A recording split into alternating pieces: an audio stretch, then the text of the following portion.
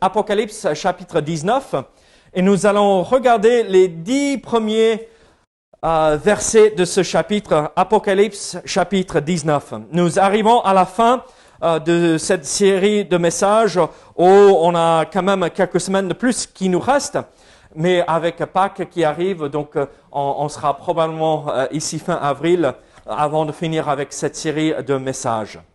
Donc Apocalypse chapitre 19 à partir de verset 1er. La Bible dit ceci: « Après cela, j'entendis dans le ciel comme une voix forte d'une foule nombreuse qui disait « Alléluia !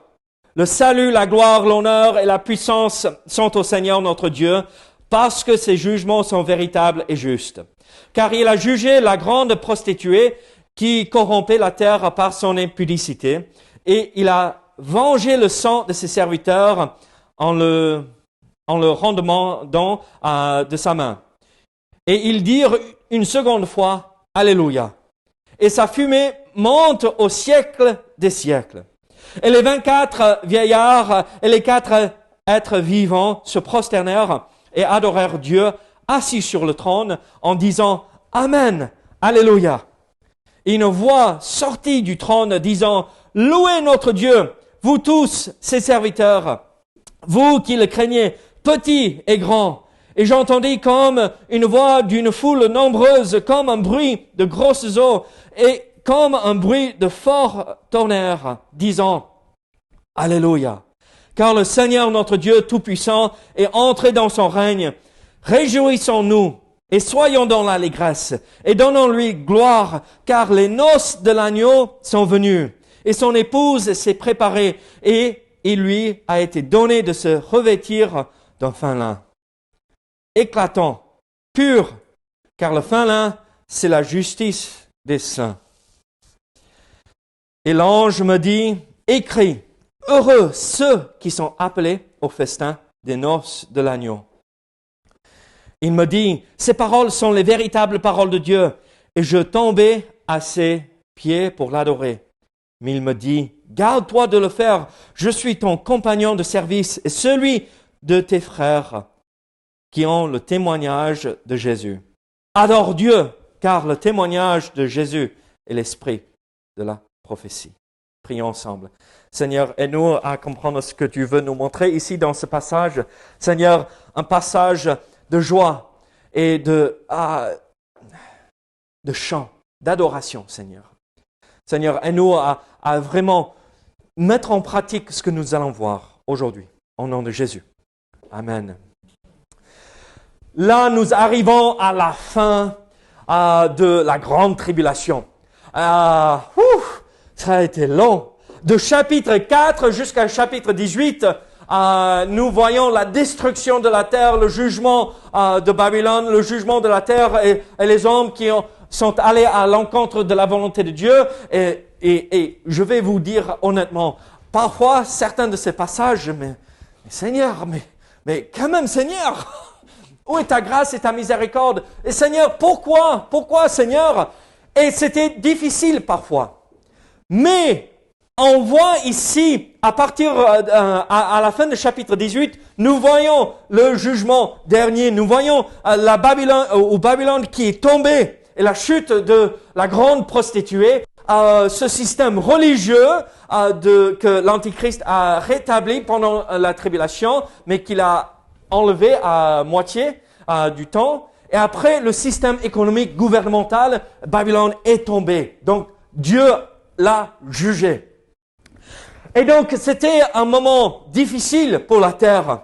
Mais en chapitre 19, maintenant, on laisse tout ça derrière nous. On va voir quand même la bataille d'Armageddon dimanche prochain, d'accord? Donc, il reste un petit moment de difficulté. Mais on voit la fin de la grande tribulation, on va dire. Et en chapitre 19, il y a un changement énorme. Le point de vue change complètement. C'est à la fin toutes ces souffrances. Vous savez, quand on a mal et on souffre et comment dirais-je? Qu'est-ce que c'est quand on a trop forcé et crampes? Sciatique, ça c'est tous les jours. Hein? Et là, au milieu de la nuit, ça vous est jamais arrivé, ça vous tombe dessus, au milieu, vous dormez bien. Ah, la vie est belle, dans les rêves au moins. Et d'un coup, et surtout s'il y a Mélisse à côté, elle se réveille. Qu'est-ce qui se passe? On est tellement en train de... Et prends ma jambe, redresse-la, je peux rien. Et là, au milieu, 3 heures du matin, c'est la fin du monde. Oh, je vais mourir, je peux même pas. Et d'un coup, elle tire la jambe et elle la redresse, c'est tout droit. Mais Raoul et Johanna rigolent, ça a dû arriver, non? Non? Oh, c'est que moi qui est tellement bizarre. Ok. Et là, d'un coup, c'est... Oh, ça va. On a trop forcé. Et quand ça arrive, on n'a pas bu assez. On ne s'est pas hydraté comme il fallait. Et c'est une souffrance. Vous comprenez, vous avez vécu ça. C'est... Oh! Et d'un coup, c'est bon. C'est ce que le monde et les croyants de cette époque vivent. C'était, là, on peut plus, c'est la fin, on va tous mourir. Et d'un coup, Dieu termine son jugement. Il y a la bataille d'Armageddon pour en finir, mais c'est rapide, c'est fait. Et après, il faut nettoyer. Mais là, on entre dans cette période où on va pouvoir commencer à respirer. On voit que Dieu règne. Et donc, ça change complètement l'idée de destruction, jugement. Et maintenant, c'est la fête. C'est un moment de bénédiction, un moment de joie et un moment d'adoration où nous louons le Seigneur. Et en fait, quand nous lisons ce chapitre, nous voyons cette première phrase après cela. Et ces 2 premiers mots de chapitre 19 nous indiquent une progression chronologique. C'est une tournure de phrase dans la langue grecque qui nous fait comprendre que dans l'ordre chronologique, dans le temps, voici ce qui suit immédiatement après ce que nous avons vu en Apocalypse chapitre 19, la destruction de Babylone. Et c'est là, on retourne à cette idée, on suit l'ordre chronologique maintenant. Nous reprenons ces événements après la chute de Babylone. Et le commandement de Dieu, regardez Apocalypse chapitre 18, verset 20. Apocalypse 18, verset 20. « Ciel, réjouis-toi sur elle. » Elle, qui? Babylone. « Et vous, les saints, les apôtres et les prophètes, réjouissez-vous, car Dieu vous a fait justice en la jugeant. » Et donc, en fait, cette première partie du chapitre 9 est la réponse à ce commandement. Réjouissez-vous que Dieu a dit stop. Je ne vous permets pas d'aller plus loin dans le péché. Je ne permets pas que le monde s'enfonce même plus dans le péché. Et donc, c'est la victoire, c'est le chant de victoire. Nous avons gagné, on sait qu'on a déjà gagné, mais on sait que c'est fait, c'est accompli. Enfin, nous allons voir de nos propres yeux Dieu qui rentre dans son règne. Alors, nous comprenons qu'à travers ceci, que Dieu veut que ses enfants, que vous et moi, nous nous réjouissons et que nous l'adorions de tout cœur. Parce que l'objectif, c'est pas juste, oui, j'obéis Dieu et on est là et on est assis sagement. Oui, il faut être sage dans notre comportement avec le Seigneur. Mais l'objectif, c'est que ça ne reste pas juste dans le cœur, là, mais qu'on éclate de joie et d'adoration quand nous voyons Dieu accomplir son plan et sa volonté parfaite. Alors, là, aujourd'hui, nous regardons ces quelques versets, ces 10 versets, qui nous montrent comment on pourrait, ou pour quelles raisons nous pourrions louer et adorer et chanter pour sa gloire. Quelles sont ces raisons? Et en fait, il y en a 3. Il y a 3 raisons pour lesquelles les gens de ce moment, dans les cieux, pour lesquels ils ont loué et adoré Dieu. Regardez versets 1 à 4. Nous voyons quelque chose.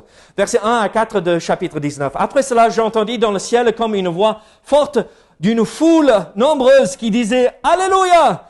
Le salut, la gloire et la puissance sont à notre Dieu, parce que ses jugements sont véritables et justes, car il a jugé la grande prostituée qui corrompait la terre par son impudicité. Il a vengé le sang de ses serviteurs en leur rendement de sa main. Et ils dirent une seconde fois « Alléluia !» et sa fumée monte au siècle des siècles. Les 24 vieillards et les 4 êtres vivants se prosternèrent et adorèrent Dieu assis sur le trône en disant « Amen, Alléluia !» Alors, quelle est cette première raison pour laquelle les gens aux cieux, dans le ciel, ont pu louer le Seigneur et ont éclaté de joie en disant « Alléluia » ? C'est parce que Dieu a jugé son ennemi ou ses ennemis ou a jugé le péché. Il n'a pas permis que ça aille plus loin. Et là, pour nous, dans notre vie, on devrait pouvoir louer le Seigneur pour cette même raison. Dieu a dit stop au péché. Il dit non, je ne permets pas que les gens s'enfoncent même plus loin parce que sinon on ne peut pas supporter, on ne peut pas tenir. Et donc Dieu est là pour juger. Faisons une petite parenthèse. Je vous pose une question piège. Combien de fois dans le Nouveau Testament voyons-nous ce mot ici, Alléluia?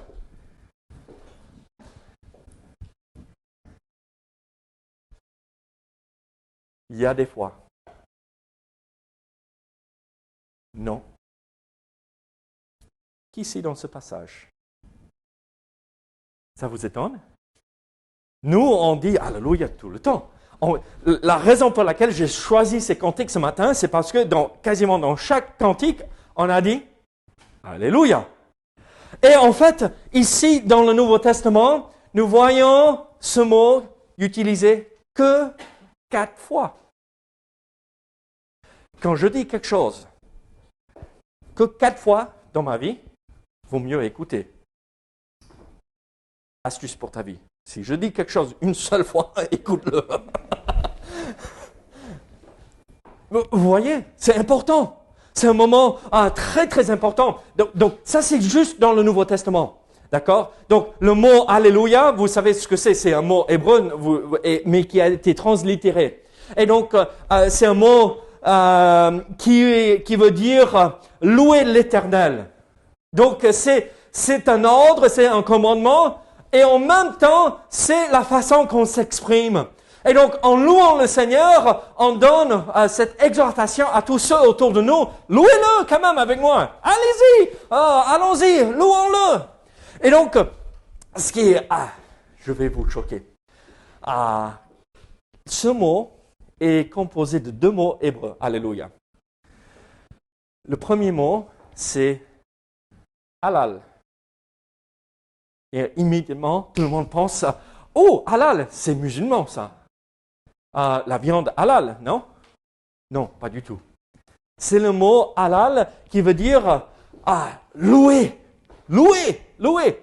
Et après, il y a le Yah qui est de Yahvé, Yahweh, qui aussi traduit Jéhovah. Donc, louer l'Éternel, louer. Quand on traduit Yahvé par l'Éternel dans l'Ancien Testament. Louez-le, louez-le. Et en louant, on exhorte nos frères et nos sœurs autour de nous à le louer en même temps. Et pour quelle raison pouvons-nous le louer? Parce qu'il juge ses ennemis. Personne ne va vaincre le Seigneur. Personne ne va avoir la main sur lui. Personne n'aura les moyens, les capacités d'avoir la victoire sur lui. Il est celui qui est victorieux. Il donne le temps pour que les gens se convertissent et se repentissent. Mais à un moment donné, il dit non, ok, c'est bon. Et ce qui est merveilleux ici, toute cette grande foule qui est au ciel n'a pas adoré Dieu à cause de la chute de Babylone. Mais pour quelle raison? Le salut, la gloire et la puissance sont à notre Dieu. parce que ses jugements sont véritables et justes. En fait, le fait que Babylone est tombée, ce n'était pas la raison, la souffrance n'était pas la raison qu'on loue le Seigneur, mais de voir la justice de Dieu s'accomplir. Là, on loue Dieu pour qui il est. Il est l'auteur du salut. Il est celui qui est glorieux. Il est le Dieu tout-puissant. Et on le loue à cause de cela. Alors nous voyons une raison pour laquelle nous pouvons louer le Seigneur. Et regardez comment on termine avec le verset 4, avec les 24 vieillards et les 4 êtres vivants qui se sont prosternés. Qu'est-ce qu'ils ont dit? Amen. Alléluia.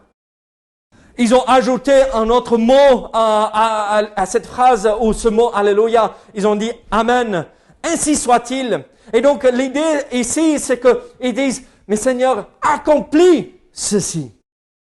Et là, quand je regarde ceci, je vois que le jugement est intervenu à cause du péché dans le cœur de l'humanité. Et Dieu a dit, OK, on arrête les choses, on arrête les frais, on va régler cette histoire. Là, pour moi, dans ma vie, c'est quelque chose qui m'interpelle. Parce que Dieu va dire à un moment donné, si je me permets de m'enfoncer dans le péché, il va dire stop à un moment donné. Il va dire non, j'interviens. Et vous savez comment moi je devrais agir? Seigneur, fais-le. Amen. Ainsi soit-il dans ma vie. Seigneur, ne me permets pas de m'enfoncer dans le péché. Arrête-moi et je te louerai du fait que tu me juges même et que tu me corriges. Pouvez-vous dire Amen quand Dieu vous corrige?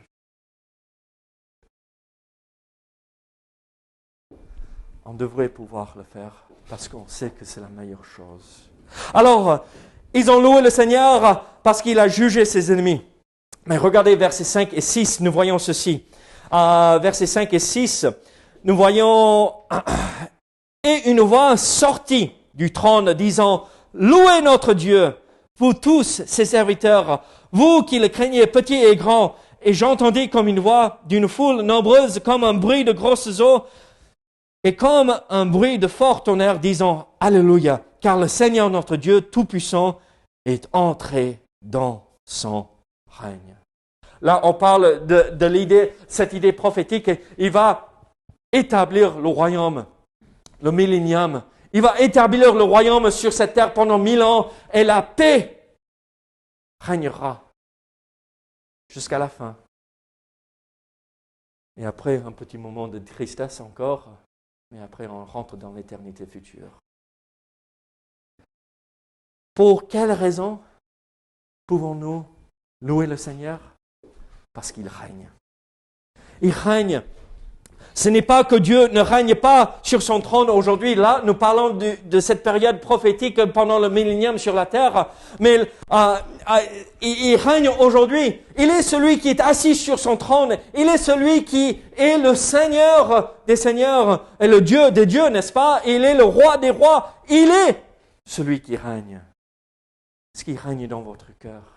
Est-ce qu'il vous dirige? Est-ce qu'il vous montre comment faire? Est-ce qu'il a le droit de vous dire « Oui, fais ça.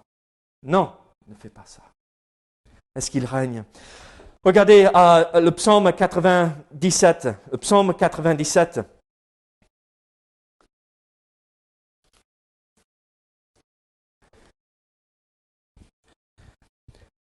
Le psalmiste a dit « L'Éternel règne, que la terre soit dans l'allégresse et que les îles nombreuses se réjouissent. » L'Éternel règne. Merci Seigneur qu'il règne, oui, dans notre cœur, que le royaume de Dieu aujourd'hui est un royaume spirituel en nous, mais un jour il va l'établir physiquement sur la terre, mais il règne aujourd'hui. L'Éternel règne. Ah, Seigneur, merci que c'est toi qui diriges et pas moi qui décide de tout. Seigneur, merci que c'est toi qui mets les choses en place, que tu es l'autorité de ma vie et pas moi qui prends toutes les décisions au hasard. Ok, je vais essayer de me débrouiller, mais je me plie à ta volonté pour te suivre. Quelle grande bénédiction, quel réconfort de savoir quand nous disons, Seigneur, tu prends ma vie et tu fais ce que tu veux. Je vais obéir, je vais suivre, je vais mettre en pratique ce que tu dis. Et ce poids qui est là sur nos épaules, est-ce que je me trompe, est-ce que je fais bien, s'en va, disparaît. Parce que nous suivons Dieu. Parce qu'il est celui qui règne. Il est le Seigneur. Et nous voyons une dernière raison pour laquelle ils ont loué le Seigneur. Regardez versets 7 à 10. Réjouissons-nous et soyons dans l'allégresse et donnons-lui gloire, car les noces de l'agneau sont venues. Et son épouse s'est préparée et lui a été donné de se revêtir d'un fin lin éclatant, pur, car le fin lin, c'est la justice des saints. Et l'ange me dit, écris heureux ceux qui sont appelés au festin des noces de l'agneau. Et il me dit, ces paroles sont les véritables paroles de Dieu.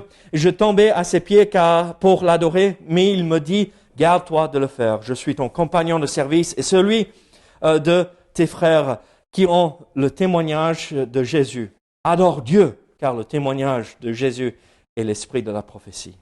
Qu'est-ce que nous voyons ici? C'est l'annonce des noces de l'agneau. Et en fait, pourquoi pouvons-nous louer le Seigneur? Parce que l'épouse est prête. L'épouse s'est préparée. L'église s'est préparée. Vous savez, quand on regarde, on ne va pas prendre le temps, mais vous pouvez le noter, quand on regarde 2 Corinthiens chapitre 11, verset 2, ou Éphésiens chapitre 5, verset 22 à 33, nous voyons que l'église est appelée l'épouse de Christ. Et là, en règle générale, nous mettons l'accent qui est la personne la plus importante au moment du mariage.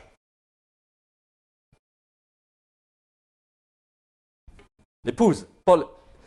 Il fallait juste être présent, c'est ça, hein? Non? Pour dire oui, je le veux.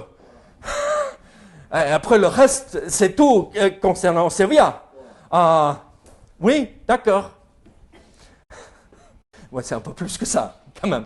Mais en fait, toute l'idée, si vous regardez les photos de mariage, quelle est la personne qui est dans toutes les photos? La femme, l'épouse. Et le mari de temps à autre. Quand c'est le mari avec ses amis là, oui, on permet qu'il soit dans les photos. Mais après, il faut être sûr que la femme soit dans la même photo par la suite. Et donc, en fait, aujourd'hui, et je critique pas, c'est bien, c'est comme il faut. Hein, l'épouse est ce qui est la personne la plus importante sur le jour du mariage. Après, il faut trouver l'équilibre. Les deux sont égaux, hein, d'accord? L'un n'est pas au-dessus de l'autre. Les femmes, vous n'êtes pas au-dessus de votre mari. Mais les hommes, vous n'êtes pas au-dessus non plus, d'accord? Côte à côte. C'est pourquoi il a pris la côte, d'accord?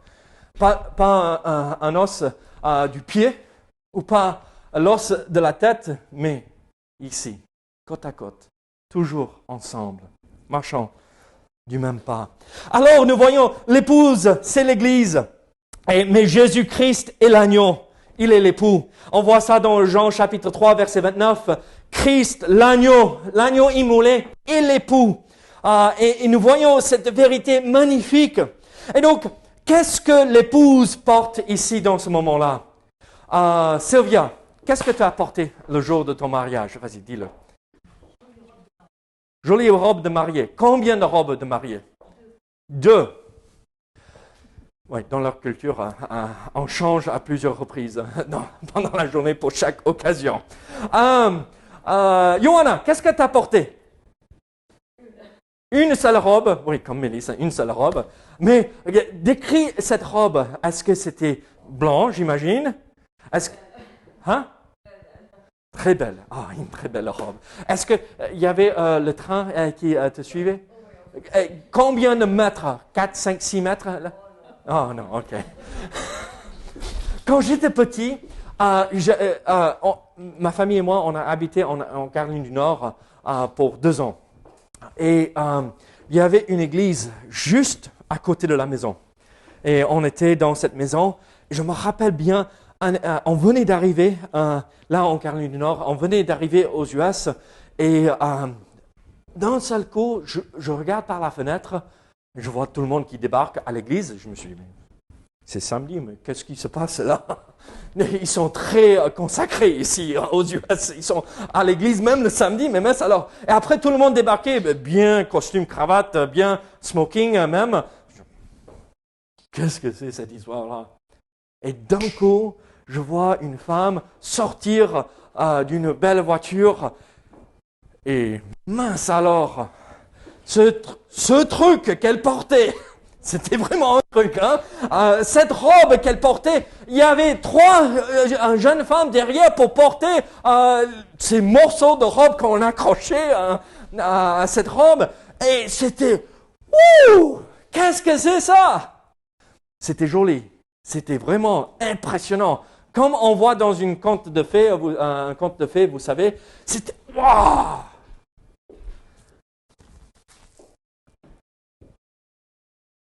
Ici, on porte des vêtements en fin lin.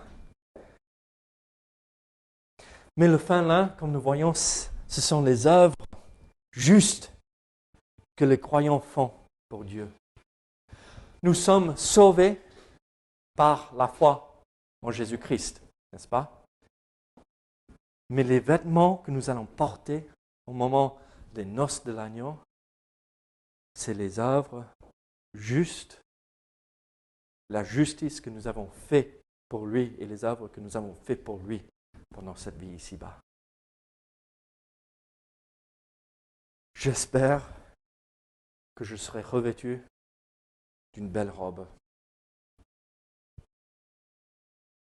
On sera tous habillés en blanc, ça c'est clair. La Bible est claire là-dessus. Mais j'espère qu'il faudrait 4-5 anges autour de chacun de nous pour porter tout.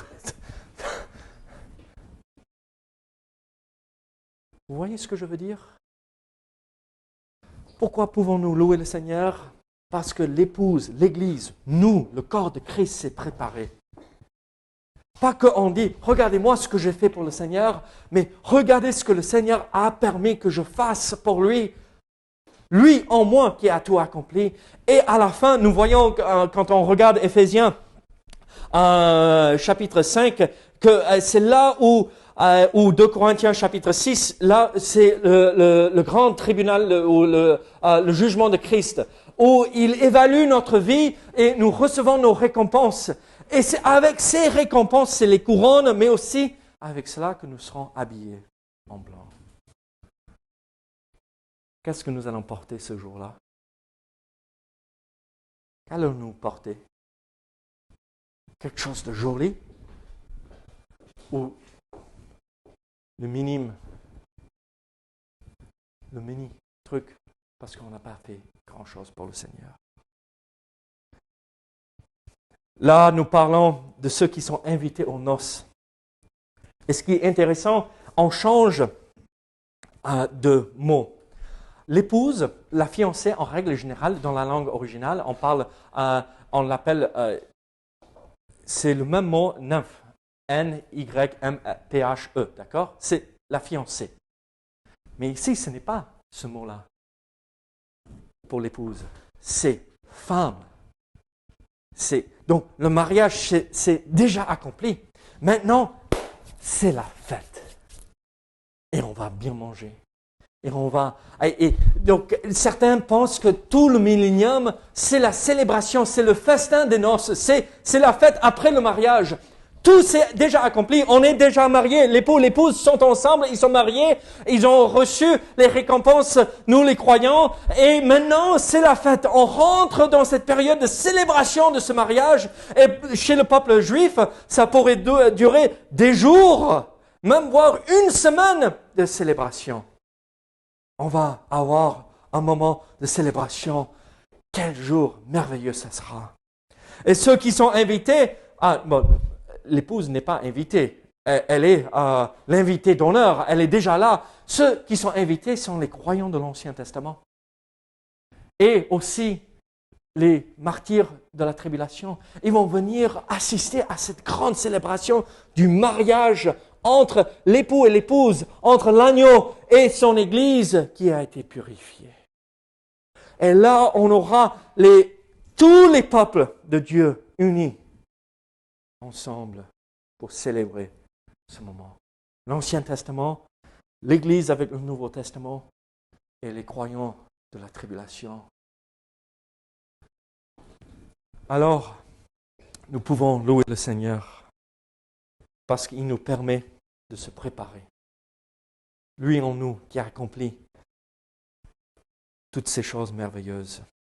Alors, louons Dieu car il est le juste juge qui règne dans notre cœur afin que nous ayons quelque chose à porter pour ce mariage entre l'épouse et l'époux, l'agneau et l'Église. Louons-le dans notre cœur. Seigneur, merci pour tout ce que tu fais. Seigneur, merci que nous pouvons te louer. Seigneur, on a parlé de 3 raisons pour lesquelles nous pouvons t'adorer. Et Seigneur, nous nous rendons compte qu'il y a bien plus que 3 raisons pour lesquelles nous pouvons te louer. Nous sommes vraiment bénis. Seigneur, que notre cœur éclate de joie quand nous pensons à toi, parce que tu es ce Dieu si merveilleux. Seigneur, que ce commandement que nous avons reçu, Alléluia, louez l'Éternel, louez Yahweh. Seigneur, que notre vie soit caractérisée par cela. Au nom de Jésus. Amen.